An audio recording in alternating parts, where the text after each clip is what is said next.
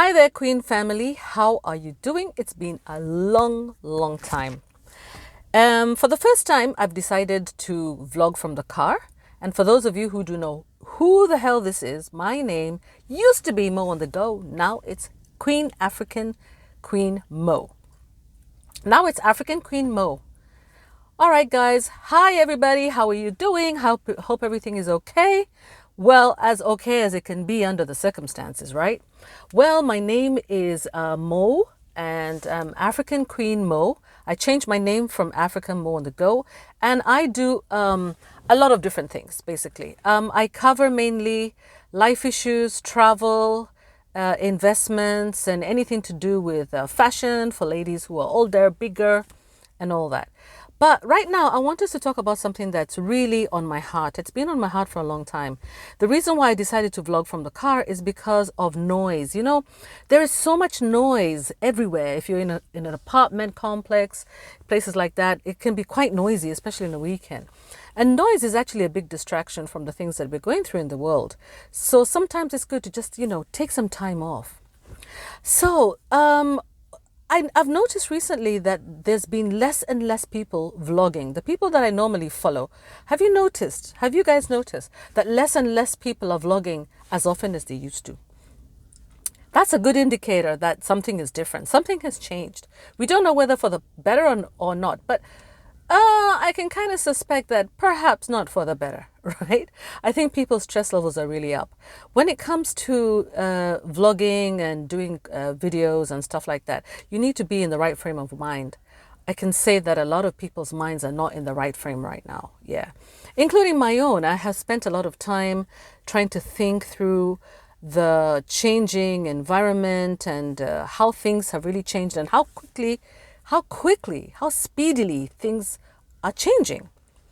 And I decided one day, I woke up one morning this week, on Thursday, I believe it was. I woke up in the morning and I decided to call myself in for a meeting. You know, remember those meetings that you call for? I decided to call myself for a meeting. I said, you know what? Hey, wake up, African Queen, man. When people are sleeping, this is the time you wake up and talk to yourself. Have a meeting with yourself. I decided I've got to look at life as objectively, subjectively, and honestly as I can. And I believe the reason why I'm sharing it with you is because I know many of you are probably in that space right now. I'm sure many of you have woken up in the morning or whenever time or spent some time with yourself, maybe trying to figure it all out. Yeah.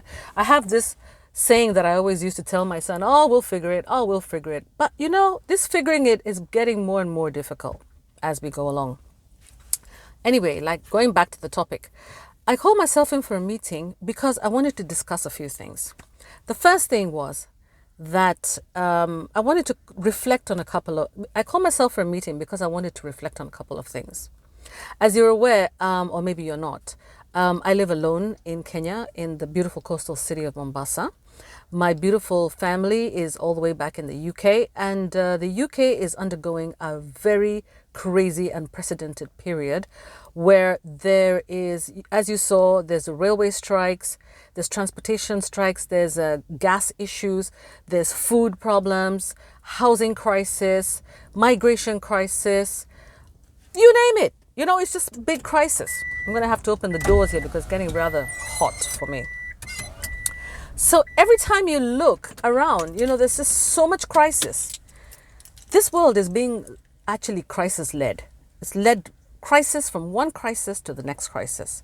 And sometimes you have to think to yourself, where is the right place to be?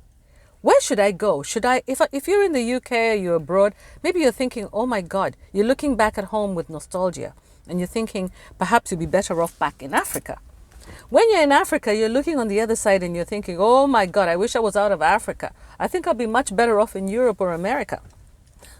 When you're in Australia, just like that, you know, if you're an Asian, you're probably thinking, oh my God, I should be back in Asia. What am I doing? If Asians are wanting to leave. Basically, the grass, looks better on the other side. And during this meeting, I reflected very clearly with a pen and paper, and I told myself, actually, I was speaking very loudly to myself. And I have been reflecting and contemplating where I could possibly move to where there will be no crisis. Where can I run away from this crisis? How can I run away and be safe? we're all thinking, how can we be safe? But unfortunately, the sad fact of the matter is that there is no safe place. There is none. When I looked around, I thought, okay, my own country here of Kenya, we're just about to go through a general election in August, which is getting everybody a little bit jittery because the two opposing sides are at each other's, it's a really tight race, and it's also, very heated. It's very, very heated. At the same time, we're going through a crisis of our own here, where we have increase in food prices. If you go shopping, everything is like extra. In fact, if you go shopping, guys, if you guys who are in Kenya, for example, if you go shopping, you be very, very careful when you're picking things from the counter in the supermarket or any shop, because the price which is just there, which is labeled there, when you go to pay for it at the till, you might find it's completely different. It's much higher than what you think, and you might find yourself very embarrassed. This has happened to me on some occasions and gone ahead and paid for it anyway, and in other cases, I just leave the stuff. And sometimes I actually challenge and I ask, hey, what's going on?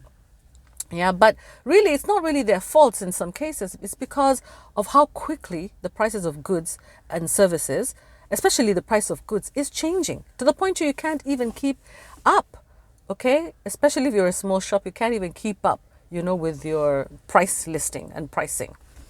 So, let me not diverge too much, but I call myself for this meeting. Back to this meeting again. You can see where my head is all over the place. I'm sure you've been in this situation before.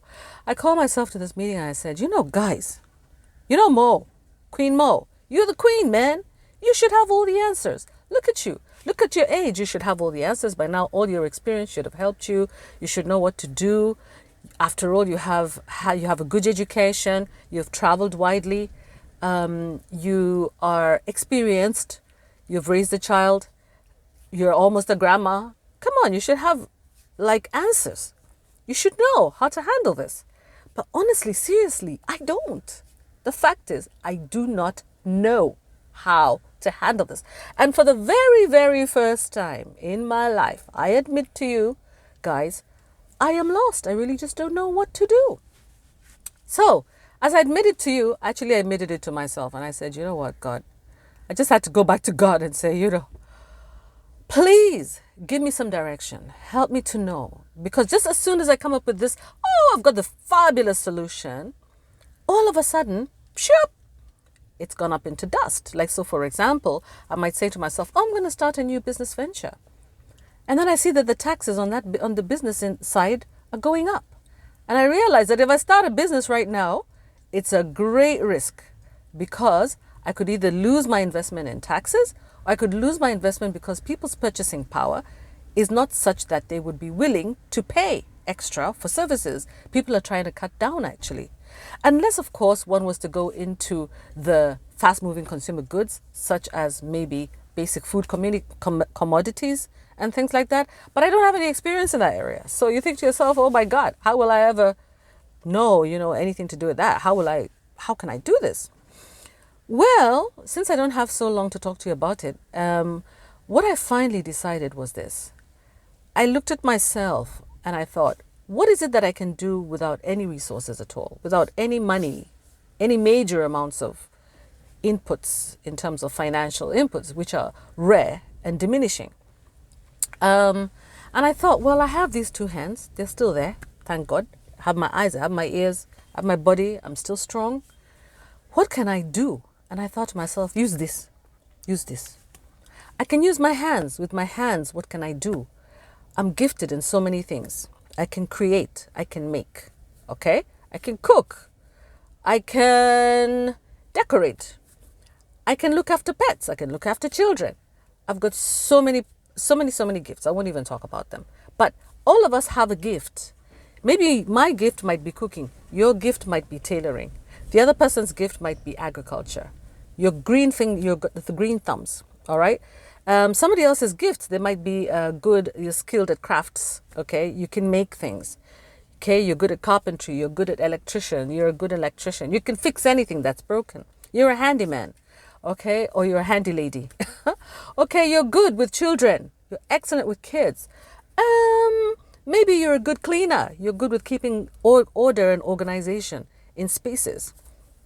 And I think as we are going forward, and this is not just to myself, it's to yourselves as well, to encourage you that as you're looking ahead, I think it's time now to look internally and not externally to how to resolve problems. The problem will be resolved by whatever gifts we were brought into this world with. All right. So the idea is to introspect and try to see how you can solve problems in the cheapest possible way and in the quickest possible way using your own resources and gifts. In other words, if you are not happy, for example, in a job that is a 9 to 5, maybe you're not cut up for a job 9 to 5, and therefore you're not even being efficient. And perhaps you can introspect and see what is it that I can do that is not a 9 to 5? What can I do that might be a 9 to 9 and you can do it forever without getting tired? What is it that you can do that is maybe an 8 to 2? Okay, and do in 4 hours and be done and make some money. Like I saw, there's this gentleman in the UK, he's a handyman, and he makes a lot of money in just an hour. He goes into a house and fixes a pipe and makes $125. Goes to the other house and fixes this and makes money. It's possible you could take your gifts and convert them into money. You can convert them into an asset. If not money, you can also convert it into a service. Yeah. So this is what I was thinking about, and I decided to drive down, do some driving and see what's happening. And I saw that a lot of people have started to improvise as well. So one of the greatest problems that we're having in the world currently is housing. Many people don't have houses, don't have stable incomes, don't have stable accommodation, and people have become very creative. Some people are renting out their swimming pools. If you have a swimming pool, others are, sharing their houses with strangers, which is a bit of a risk, I must say. Others have decided to come together as families and share a home. Others have decided to stop renting and buy. Others have decided to build, to use prefabs and other kinds of cheaper building materials to build if you have a plot. So there's many things that one can do. And with less income, for example. Another thing is that you can also volunteer in exchange for something, okay, that is of importance to you. So, for example, the people who are feeling that they're just about to lose their jobs. For example, if you're in that situation where your income is so low that it's not even meeting your monthly needs without you having to have almost a nervous breakdown, then you need to look at your monthly outgoings and see how you can either reduce them, and if you want to keep your standard of living, how then you can increase, make some money out of your space. You see, you might be able to rent part of your space in some way, or allow somebody to do their business from your space and pay you something for it. There's so many ways. So I feel like, I'm already overspending. Okay, I am in that specific space, and the main reason why I'm overspending is because the amount of work that I used to get before has diminished in very much compared to the way it was like about a year, 2 years ago. So it's time to look. I reflected and I thought to myself, no, be realistic. Let's be real here, man. Let's be real. Things are thick. Things are bad. Things are hard. Okay, things are very hard. And changes have to be made. Whether you like it or not, you have to change it. And it doesn't mean that when you make the change that you're not going to be happy about it. It probably will be even freeing and good for you. So one of the things not to do is definitely don't project it to other people. A lot of people have taken their worries and stresses and decided to attack others. So you use your energy in a very negative manner to go and attack a whole group of people. Either you're a woman, attack all men. If you're a man, you attack all women, and you decide you're going to be a very negative force in the world. Right now, the world needs people who are encouraging, people who are helping you to look ahead and solve problems. Be a problem solver. Okay? So I decided at the end of this to think about my specific accommodation and think, how can I reduce the cost of my outgoings every month? How can I live cheaper? And that might actually mean bringing down to some extent my standards in terms of my living standards. And living standards means It doesn't mean that I don't have the amenities that I'm used to, electricity, water, whatever, but it might just mean that I may not live in the quality of housing that I'm used to at the moment. Yeah? And yet, maybe as I invest in the future, there might be a need to step down before I step up again. And that doesn't mean that it should take away my joy. What it means is that one should use that opportunity to think of what else you can do in that particular space if you're going. So, for example, let's say, for example, one has a piece of land somewhere, or maybe a parent has a land that you can build on. You can go and decide to build, let's say you're living in a 2-bedroom apartment or 3-bedroom apartment or 1-bedroom flat, renting somewhere in a city, and it's very expensive, and your parent has a little bit of land somewhere. Maybe you can request them to give you some land, and you can put up a temporary house using temporary materials for building, and that cuts out your rent, and you have some savings now from the work that you're doing to now start investing properly in your own home. Like I said, accommodation, food, they still, the Maslow's hierarchy of needs. The first thing I think at the bottom there is food, shelter, and clothing. If you don't have food, you don't have shelter, you don't have the basic needs of life. And there's no point of pretending. Like we Kenyans, we Africans, we tend to like to pretend, because nobody wants to look like they are not making it. But one thing I really do love about the Western culture is that they really open up and they say, hey man, things are bad. I can't afford this. I can't afford that. I need food. I need to go to the food bank. We Africans are ashamed of that. There's really no shame, guys. It's not your fault. You didn't go and raise the taxes. You're not the one who caused the war in Ukraine. You're not the one who misused the money in the government. Yeah? It's not your fault. You've been paying your taxes. Yeah? If not, at least you've been, helping other people. You've given people opportunities. You've employed others. You have worked for others diligently. You've given your sweat. So if people can't mismanage the country, it's not your fault. It's not your fault, okay? And it's okay to say, I'm not in a good place. Somebody help me. If it's a physical or emotional thing, then you need to get that. Either you can get paid, you can talk to somebody who's a paid counselor, somebody who's trained, or you can talk to somebody who has a gift. There are people who are gifted, by the way. They know how to counsel. I was counseled by my grandmother. You better know she had a gift, because that is what has helped me to continue to be positive and to look at the world as a place where I can do it. I can, even when things look like the worst. You can. Yes, you can.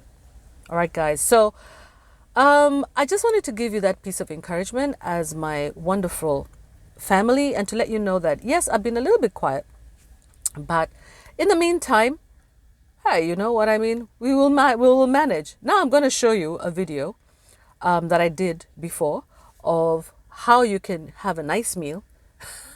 Just a nice meal. For example, you can try to reduce your costs and make a meal without meat. Last time I showed you one where I was making fish. This time you can just have, something as simple as, arrowroot with vegetables, and be very, very, very healthy. Eat very, very healthily and be happy and enjoy your meal. Yeah. So guys, that means that you can also alter your diets a little bit, change what you're used to eating, and start eating what's available. Don't worry about what used to be there. Just think about the future. Let's go forward with you. Yeah. So please make any comments, you guys. I'd like to hear from you. Love you very much. And thank you so much for listening to me. Asanteni. Bye-bye, guys. Very soon I'll be back. Cheers. Toodles.